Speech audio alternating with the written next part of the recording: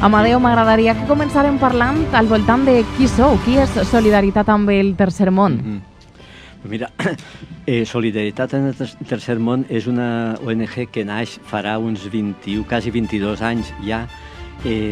Va néixer perquè en aquest moment coneixíem a dues persones del poble que estaven treballant com a voluntaris, una en Brasil, en Sao Paulo, i una altra estava en Perú, en la selva de Perú, ajudant allí, i ens vam plantejar dir, caramba, si n'hi ha gent que és capaç d'anar-se'n, de deixar 1, 2 o 3 anys de la seva vida i anar-se'n allí a treballar per els demés, per què no els ajudem un poc més directament, no?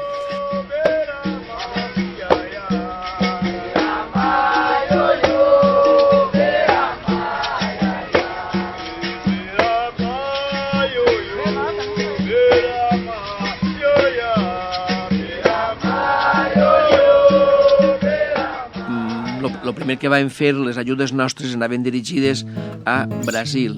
En Brasil teníem una conciutadana nostra, Isabel Grau, que tots, com la majoria del poble coneix, que estava allí en les faveles, en xiquets molt necessitats, d'aquests xiquets del carrer que arreplegaven i que molts només que tenien un menjar que podien adquirir en el centre on estaven acollits.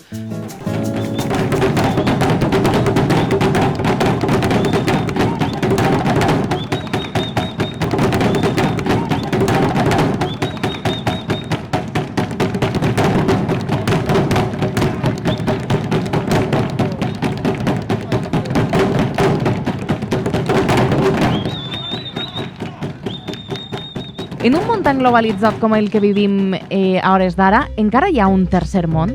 Sí, avui encara tenim països on està sofrint moltíssim la penúria, bé siga d'aliments o bé siga de medicaments, i en aquest cas nosaltres ens hem centrat per això la ONG en els projectes sanitaris i projectes educatius, sobretot perquè pensem que la salut i l'educació són dos bases fonamentals, no solament per al nostre país, que avui tots ja sabem que la salut i l'educació són dos peces fonamentals i dos pilars de la societat, sinó també per a aquests països que estan molt pitjors que nosaltres. I centrarem ja recursos, coneguerem Antoni Mateu, un farmacèutic valencià, amic nostre també, que ens va dir, allí estem molt necessitats en Sierra Leone i Libèria perquè no n'hi ha res. I entonces començarem allí els projectes sanitaris. Vam comprar ecògrafos, vam comprar material un electrocardiògrafo, ajudarem, i això és molt important perquè gràcies al fons i a l'Ajuntament durant diversos anys estarem col·laborant en la reducció de la mortalitat materno-infantil, que allí era molt elevada, nada menys que el 25% de xiquets morien al nàixer i algunes mares també.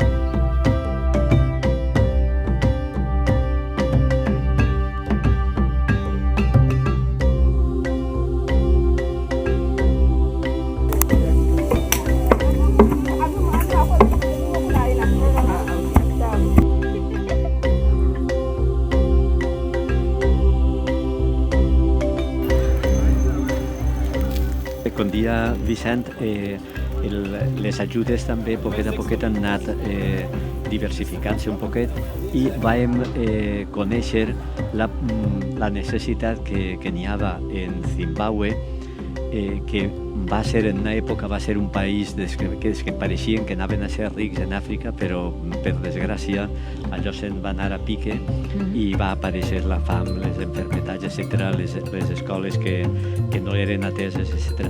I entonces ens van comentar la possibilitat de poder amoblar algunes aules. I algunes catàstrofes naturals que n'hi ha hagut, la ONG ha respost sempre, perquè té sempre una part destinada a si hi ha una d'estes maremotos, terremotos o alguna cosa d'estes.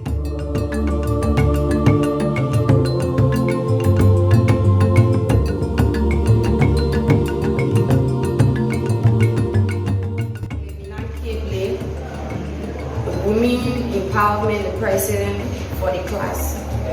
I want to give big thanks to the people that bring this program to we the women, the youth in the community. I want to say this for big thanks and putting this skill in me that I'm able to do bracelet, chain and bag, and also table mat. And I even want for us to take this to a higher level, that to be able to attend to our family. So I'm willing to serve as a president to this class until I see this.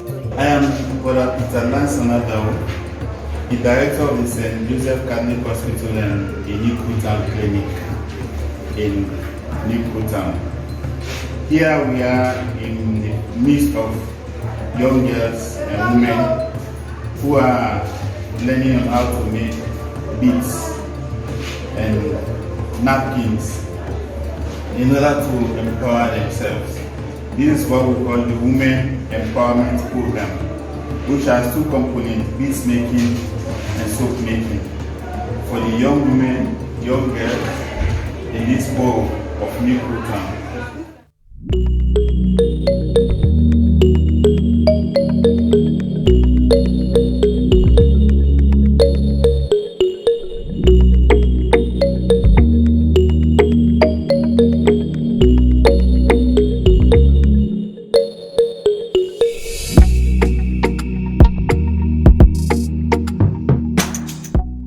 Si els donem una oportunitat, amb la nostra ajuda i el seu esforç, aconseguirem una nova Àfrica i un món millor.